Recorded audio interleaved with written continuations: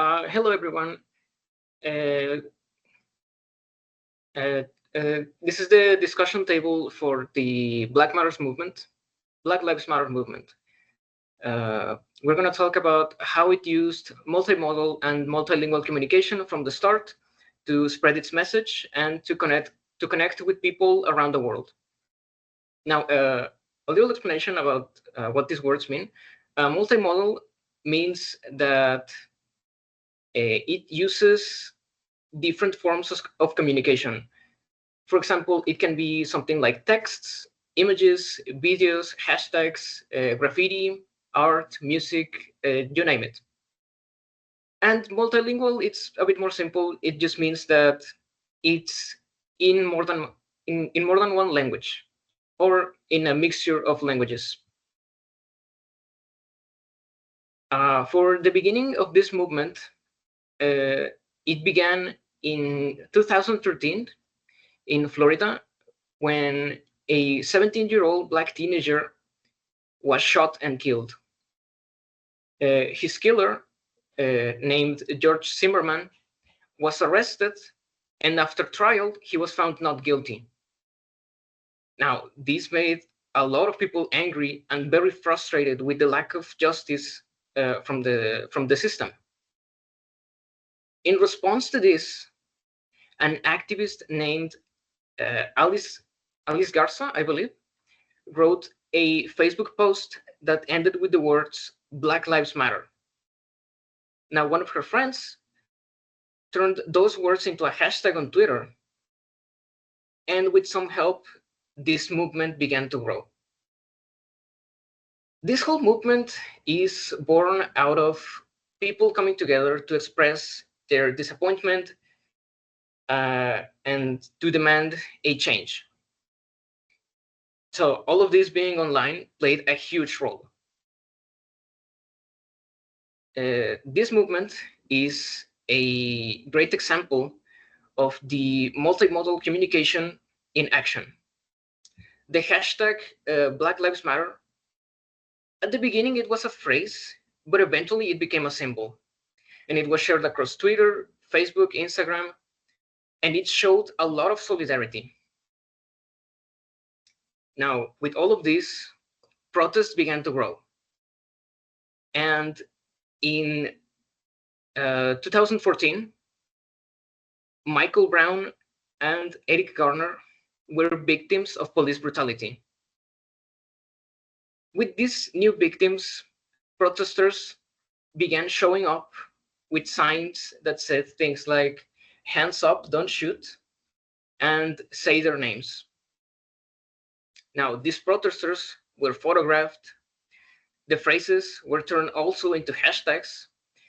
These were printed into T-shirts, and it was spread all over social media. Another thing that was spreading around with these hashtags were videos of speeches, footage of protests, and videos of police brutality. All of this being online meant that this movement was being brought into the people's homes, and all of this was creating empathy for the movement, as well as some outrage that was directed towards the US system of justice. And it was creating a huge commotion all around the world. Now, for this, the message needed to adapt. It needed to be translated into different languages to be understood. If I remember correctly, Black Lives Matter, I believe in Spanish, was something like Las vidas negras importan. To be honest, it's been a while since I've seen it like that. Usually now when people are talking about something related to this subject and they're talking about it in Spanish, if they use a hashtag, they use hashtag BLM, or they just keep it as hashtag Black Lives Matter. That's about it for the beginning of this movement. Now we are going with my classmate Camila She's going to talk about the case of George Floyd. Thank you, Oscar. At this time, about the movement of the Black Lives Matter, we're going to focus on the impact of the case of George Floyd, something that really was a global protest in 2020. First thing, I will confirm and explain who is George Floyd and some background. This time, the person of this case was named George Perry Floyd Jr. He was born and died on Minneapolis, Minnesota. And at this time, the situation that happened, it was on May 25 on 2020. George Floyd was a 46-year-old African American man that it died during an arrest by Minneapolis police officers, and his death sparkled global protests against police brutality, racial injustice, and the use of excessive force. About the incident, as I already explained, it happened on May 25 on 2020, when the police responded to a call about a counterfeit of a $20 bill used of a cut foops at a local store. At the time of the arrest, the officers Thomas Lane and J. Alexander Cruz were the first to arrive and attempt to arrest Floyd, who was in a nearby vehicle, and then soon joining the officers Derek Chauvin and Tutau. About the situation, some key moments that it happened is that Floyd was handcuffed and taken to the sidewalk when he appeared to be cooperative but distressed, obviously. And he was then pinned to the ground. Derek Chauvin knelt on Floyd's neck for 9 minutes and 29 seconds. Despite Floyd was saying, "I cannot breathe," multiple times. At this time, after 9 minutes and 29 seconds, Floyd eventually became unresponsive when he was later pronounced dead at the hospital. Um, there was some video evidence since the incident was filmed by a 17-year-old Darnella Fraser, who stood on the sidewalk and recorded the entire ordeal on her phone. Her video evidence contradicted the original police report, which claimed that Floyd died from a medical incident. The footage was led to the public outrage and rapidly escalated to the tension of the case, since even if Floyd multiple times is screaming or saying as loudly as he can, "I cannot breathe, mama, they are going to kill me," they just ignore him and continue to still pressing his neck. About the death, there was two autopsies made, and with one of them was by the Hennepin County medical examiner, who determined that the case of death was a cardiopulmonary arrest due to law enforcement restraint, and they explained that there were some contributing factors like a heart disease, fentanyl, and methamphetamine use. But also the family of George Floyd performing an independent autopsy when they determined that the case of death was asphyxiation due to sustaining pressure on the neck and back.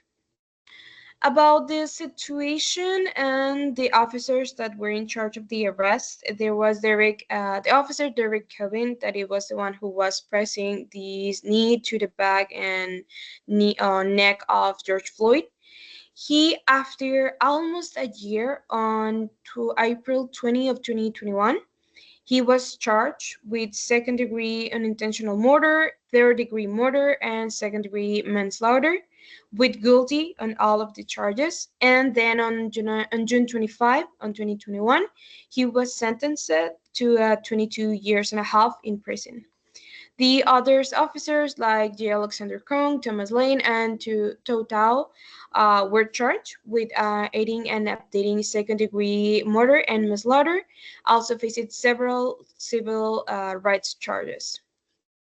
About the situation and how it impacted the movement of Black Lives Matters, the first thing that it was really impressive it was the public reaction, since the video of Floyd deaths went viral, sparking nationwide protests under the Black Lives Matter movement, global demonstration in support of racial justice, and calls for police reform, including bans on chokeholds and mandatory body cams.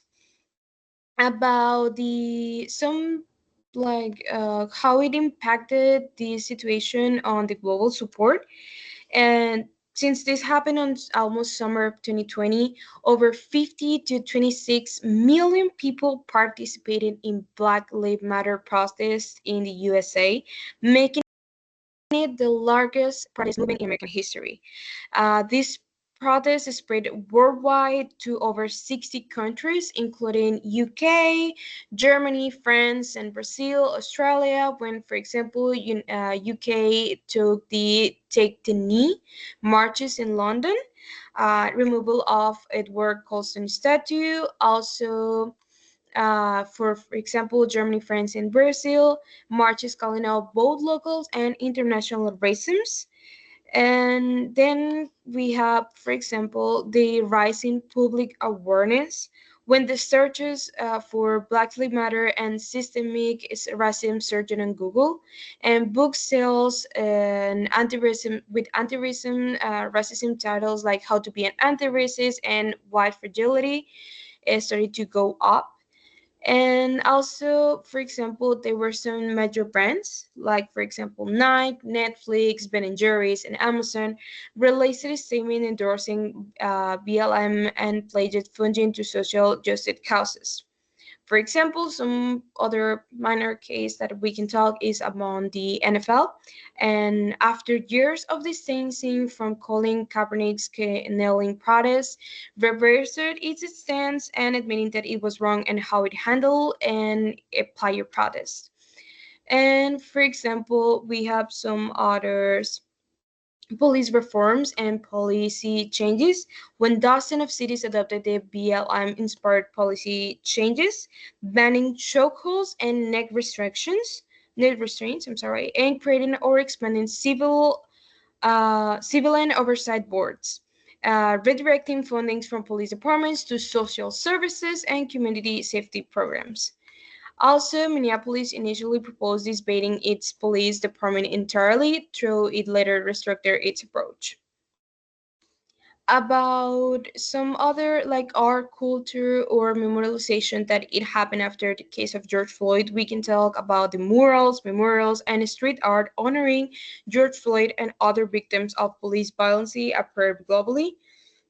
And numerous artists, poets, musicians created works inspired by Black Lives Matter's renewed energy from protests during the installations. Documentaries such as The 13 and I'm Not Your Negro gained wider audiences post 2020. So, in conclusion, the George Floyd murder acted as a flashpoint that significantly elevated the Black Lives Matter movement visibility, legitimacy, and power, turning it into a grassroots slogan into a rallying cry for justice. BLM not only expanded its reach for influence in laws, culture, policy, and global consciousness, it ways to continue to resonate. So we're going to continue to talk about this with my teammate Brenda. She will explain more cases and more about the background of the situation. Okay, so in the recent years in the Black Lives Matters, the global protest of 2020, the Black Lives Matter movement has shifted in its focus more than mass mobilizations to community-based initiatives and policy advocacy. While the media spotlight may have time, the movement remains deeply engaged in social justice, working across the United States and abroad. For example, the policy advocacy and reform, BLM chapters continue to advocate for changes in policing, including defending police department and redirecting resources to community service such as mental health, education, and housing. One example, it could be in Los Angeles. The local BLM chapter has worked with cities officials to push for a people's budget that prioritizes community wellness over the police. We have also the education and youth programs. Many BLM affiliate organizations are developing educational programs focuses on racial justice, Black history, and civic engagement. These programs often include youth leadership training, worship in schools, and after-schools programs centered on empowerment and activism. We have also the online engagement on digital campaigns. The social media still remains a powerful tool for the movement. Campaigns like NSARS in Nigeria and Justice for Christian Kaba in the UK have gained traction with support from BLM activists. TikTok, Instagram, and Twitter continue to be essential platforms for raising awareness and organizing protest. Criticism and accountability. In recent years, the BLM Global Network Foundation has faced scrutiny over financial transparency and leadership decisions. This had led to a call for more accountability and decentralization, empowering local chapters to lead initiatives independently.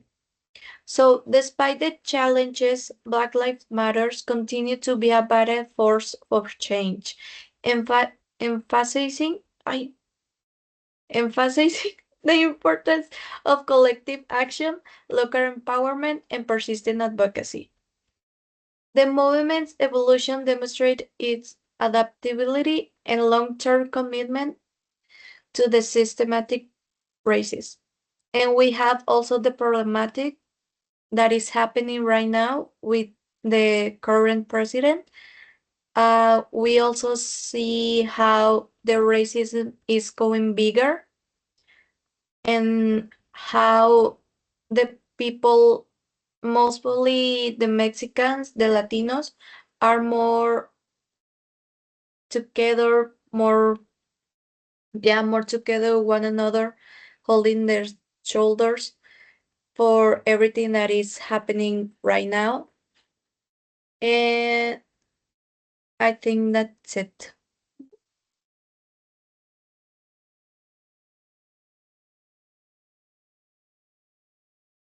Okay, I'm going to share one video about how it actually impeded, as I explained, the global and worldwide support about the case of George Floyd.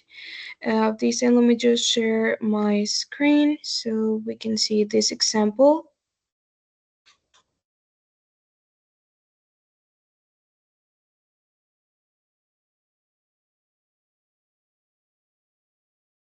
For the 12th night in a row, a coast-to-coast call to action, turning violent in Portland, Oregon, where police clashed with protesters well into the night.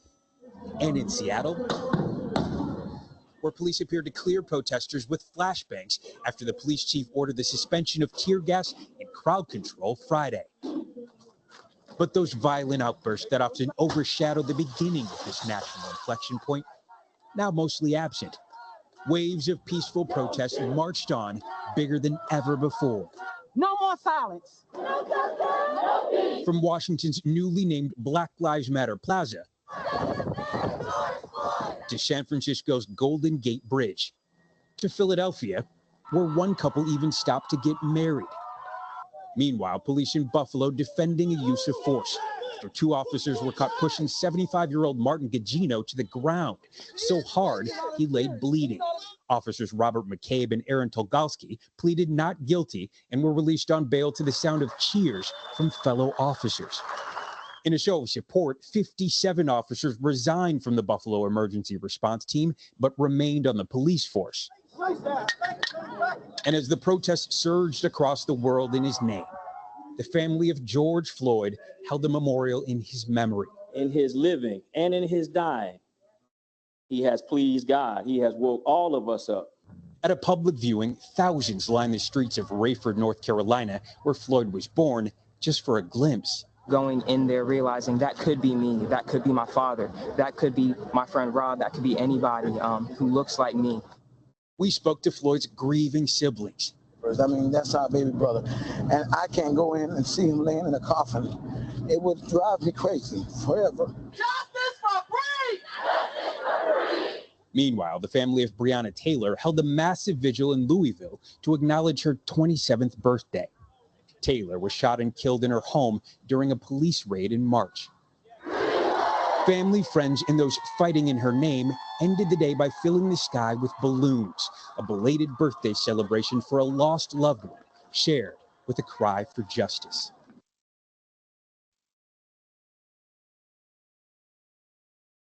Okay, now we're going to see another example of my teammate Brenda.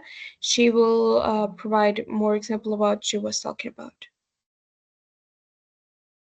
Okay, we are going to see a video about how the Black Lives Matter Plaza is going to a change. Ay, ese no era.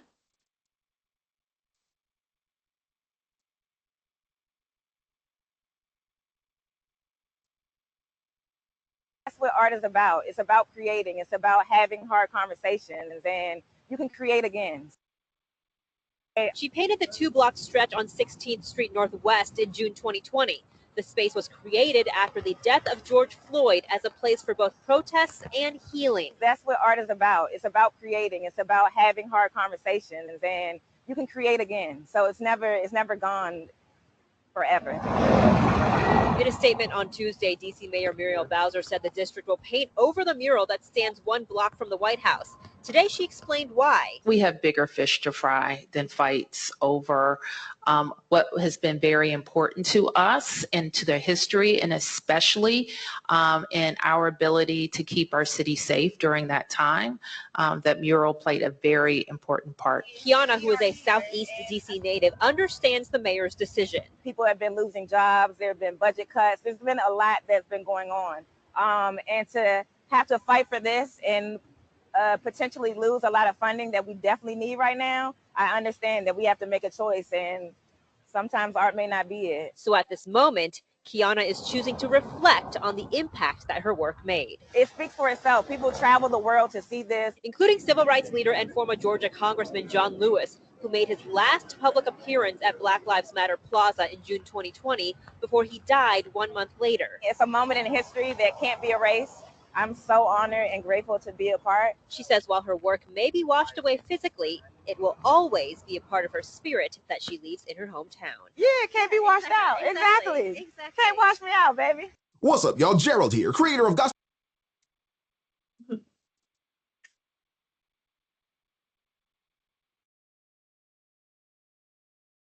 Okay, so in here we see how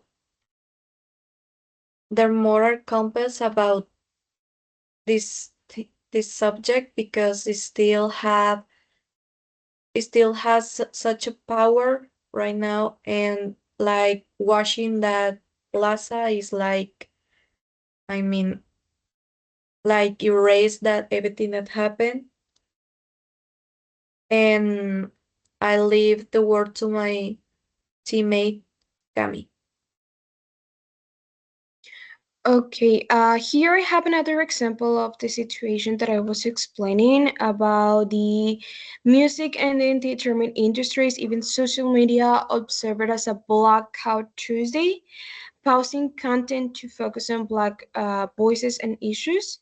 So let me just show you this screen really quick. Okay, it's right here.